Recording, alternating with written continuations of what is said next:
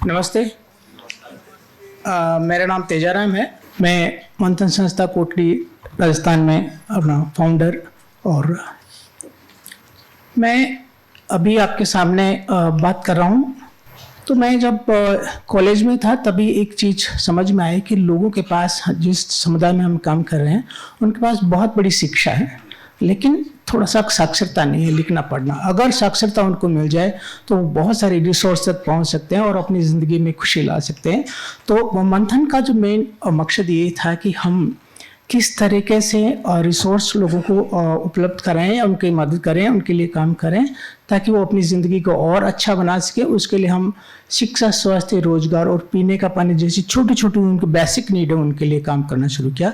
1998 से लेके अब तक हम लोग करीब 120 गाँव में इस तरह के कम्युनिटी के साथ काम कर पा रहे हैं। हमने सबसे बड़ा जो चुनौती देखा है वो ये है कि एक तरफ से बहुत सारे रिसोर्स है, एक तरफ बहुत कम रिसोर्स है, और दोनों अपनी ज़िंदगी में खुश हैं। जिनके पास कम है वो भी खुश हैं, जिनके पास है ज़्यादा है वो भी खुश है। और हमारा प्रयास है कि ये दोनों एक दूसरे के साथ मिलें, ताकि एक दूसरे को खुशी दे सकें और उनका सपोर्ट कर सकें। उसी के लिए हम लोग प्रयास कर रहे हैं। और देखिए, इनका ज़िंदगी में बहुत धीरे धीरे बदलाव आता है, चाहे जिनके पास रिसोर्स है, जिनके पास नहीं है, क्योंकि दोनों खुशी से हैं। तो धीरे धीरे जो बदलाव आता है, उस बदलाव के लिए हम लोग काम कर रहे हैं। और उसके लिए सबसे ज़रूरी चीज़ है कि आप बैठ के एक संवाद कीजिए। जब तक आप बातचीत नहीं करेंगे, डायलॉग नहीं करेंगे, तो आपको समझेगा नहीं कि मुझे क्यों उनके लिए काम करना चाहिए या मुझे क्यों उनके पास जाना चाहिए।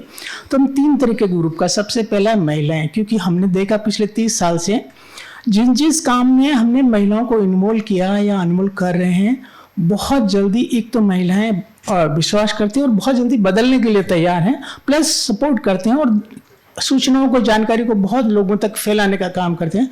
तो पहला हमारा मंच है गांव में महिलाओं के साथ। दूसरा पूरा कम्युनिटी के साथ। महिलाओं को भी अगर हम कम्युनिटी के साथ नहीं करते तो वो दबा देते हैं, तो पूरा कम्युनिटी। और फिर कुछ सरकारी अधिकारी, कुछ हमारे व्यापारी लोग या कुछ सरपंच, जनप्रतिनिधि लोग, उनके साथ हम बैठ कर के ये जानकारी डायलॉग करते हैं कि क्यों हमें अपने गांव की बेहतरी के लिए मिल कर के काम करना चाहिए। और क्योंकि इससे सबसे बड़ा तरीका हमने सोचा कि हमने एक काल बेलिया कम्युनिटी में, जो हम 10-12 साल से काम कर रहे हैं, एक स्कूल सेट किया।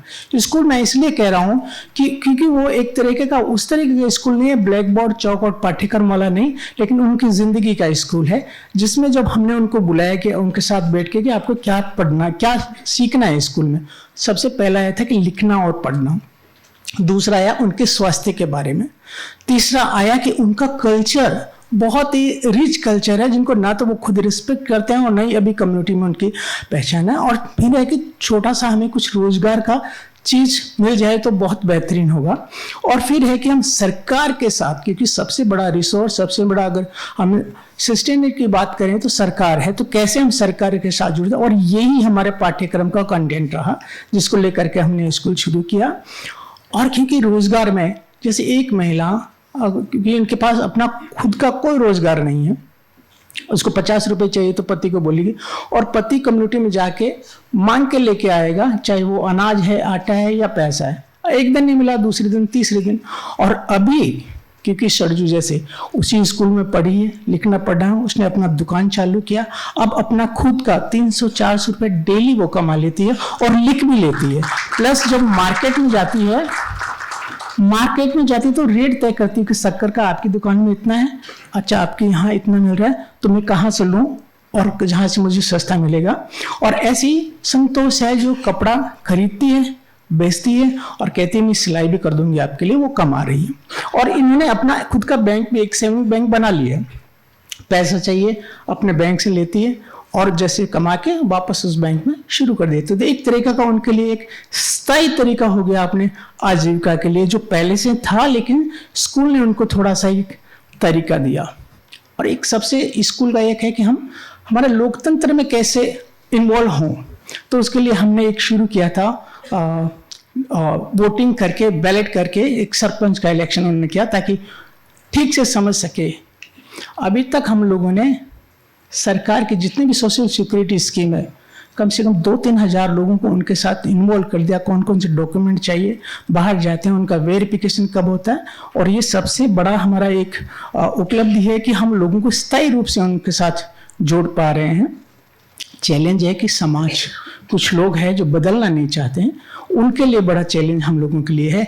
लेकिन क्योंकि हमारे पास एक अलग अलग तरीके के कुछ कॉलेज यूनिवर्सिटी से पढ़े हुए लोग हैं, कुछ लोग हैं जिनका रिश्ता गांव में है, एक अच्छी टीम है जिससे हम इस चैलेंज को कर पा रहे हैं। और अब तक हमने 600 महिलाओं के साथ 200 से 300 रुपये हर दिन कमाने के लिए कर दिए हैं। और हमारा प्लान है कि 3 साल में हम 600 महिलाओं के साथ और ये काम करेंगे ताकि वो रोजगार भी कमाएगी, प्लस बैंक और मार्केट से उनको लिंक करेंगे।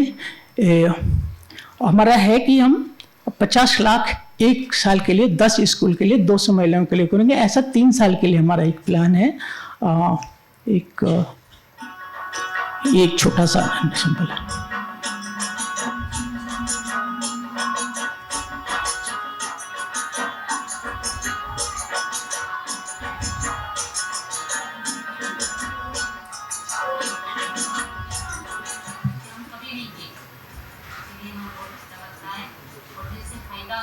स्कूल में जो स्कूल पढ़ते हैं उसको बहुत ज़्यादा फायदा शेयर करना भी आ गया, बच्चा को भी सिखाना भी आ गया कि देवपुर जा रहा है तो ये देवपुर का नाम करने में ये देवपुर की गाड़ी देवपुर जा रहा।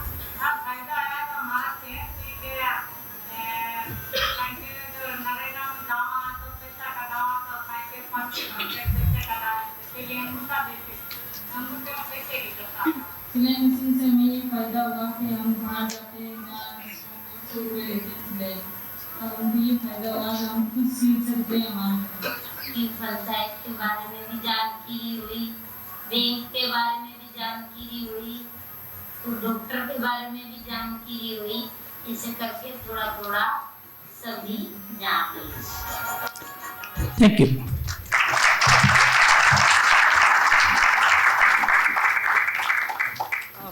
I had requested him to tell about the Kalbelia tribe because without that background we will not the relevance of all this.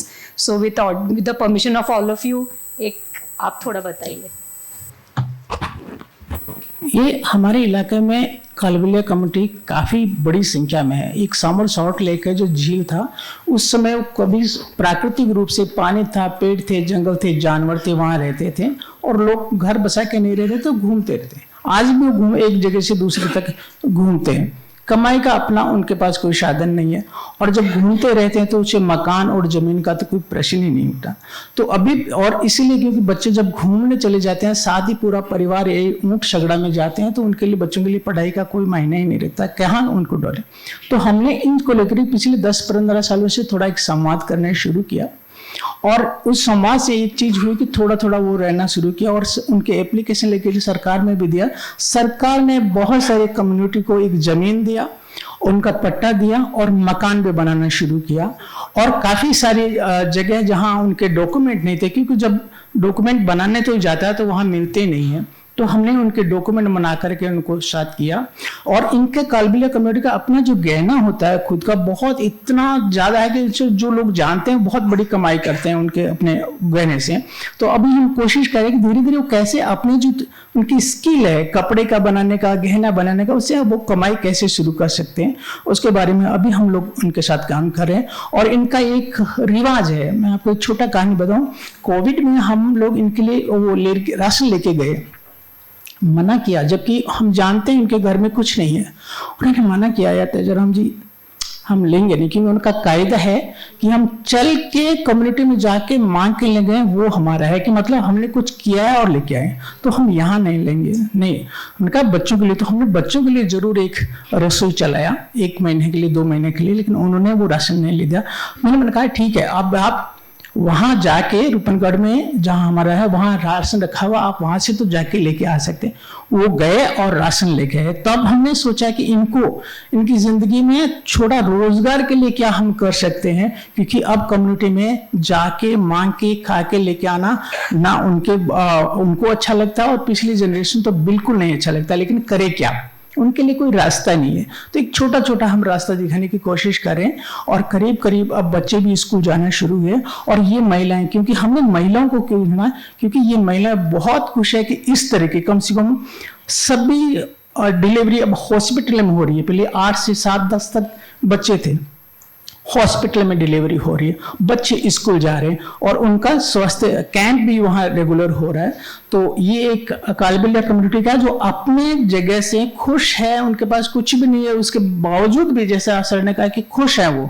लेकिन ये खुशी कब तक रहेगी, जब तक हम दूसरी दुनिया से नहीं जुड़ेंगे, दूसरे तरीकों को नहीं अपनाएंगे, तो शायद आने वाली पीढ़ी के लिए खुशी नहीं होगी। इसीलिए हम लोग कम्युनिटी, कालबेलिया कम्युनिटी के साथ काम करें। पहले सांप आपने जाना होगा, स्नेक और है वो उसका काम करते थे, लेकिन आजकल क्योंकि वो भी बंद हो गया उनका, जड़ी बूटी लेके कम्युनिटी में देते थे।